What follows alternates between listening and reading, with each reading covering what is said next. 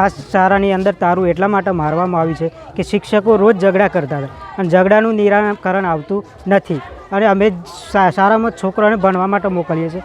અહીંયા આવ્યા બાળકો આવે છે તો અહીંયા આપે છે ગારો શીખે છે. શિક્ષકો ગારો બોલે છે તો બાળકો ઘેર આવીને પણ ગારો એવી બોલે છે. એટલે સંસ્કાર સારા મળતા નથી. એટલે અમે આ તારું માર્યું છે અને જ્યાં સુધી શિક્ષકો બદલવામાં નહીં આવે ત્યાં સુધી આ તારું બંધ ખોલવામાં આવશે નહીં.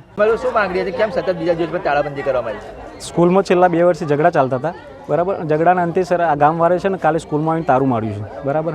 કેમ કે વારંવાર ઝઘડા થતાં ગામવાળા સમાધાન કરી આપતા હતા સ્કૂલમાં આવીને, બરાબર. અને છોકરાનું શિક્ષણ ભવિષ્ય બગડતું હતું એટલા માટે. અને ઘરે આવીને રોજ છોકરો કમ્પ્લેન કરતો કે સ્કૂલમાં શિક્ષકો ઝઘડે છે, મધ્યાહન ભોજનમાં અવ્યવસ્થા જરૂરતી, મેનુ પ્રમાણે બનતું નહોતું એ માટે, બરાબર. તે છતાં પછી ગામવાળા છે લાવીને પછી તારબંધી કરી છે. માગણી શું? માગણી કે શિક્ષણમાં કોઈ સ્ટાફ બદલવા માટે છે. અત્યારે હાલ સ્ટાફ નહીં બદલે ત્યાં સુધી આ પરિસ્થિતિ રહેશે. ઓકે મેડમ, રાયપુર સ્કૂલમાં સતત બીજા દિવસે તાળાબંધી જોવા મળી છે. કારણ શું હોય છે કે શું રજૂઆત ગામ લોકોએ તમને કરી?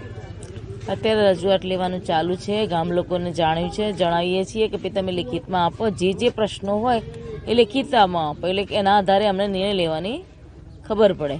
ખાસ કરીને શું રજૂઆત કરવામાં આવી? રજૂઆતમાં શિક્ષકોનું અમને જે આટલા વખતમાં કંઈક લાગ્યું હશે કે ભાઈ શિક્ષકોનું કે જે અંદર જે પ્રોબ્લેમ હોય તેના અમે જવાબ બોલીએ, શિક્ષકોના પણ લઈએ, ગામ લોકોના પણ લઈએ, પછી એ પ્રમાણે નિર્ણય લેવાય. ગ્રામ લોકોએ શું રજૂઆત કરી આપણે? અરે ગામ લોકોએ મૌખિક રજૂઆત કરી છે, પણ મેં કીધું લિખિતમાં તમે સામૂહિક જવાબ આપો અથવા તો વ્યક્તિગત આપો, જે પણ પ્રકારે જવાબ આપો એટલે એના પર નિર્ણય લેવાની ખબર પડે. શું નામ તમારું? ત્રિગુણા પંડે. માં motor driving, safe and sure driving. Driving એ શોખ સાથે આપની મોટી જવાબદારી પણ છે. અમારા ઇન્સ્ટ્રક્ટર દ્વારા સચોટ અને સરળ માર્ગદર્શન. આપની રોજની તાલીમની માહિતી મેળવીને શું અધુરાશ છે એના ઉપર પૂરું ફોકસ કરાય છે.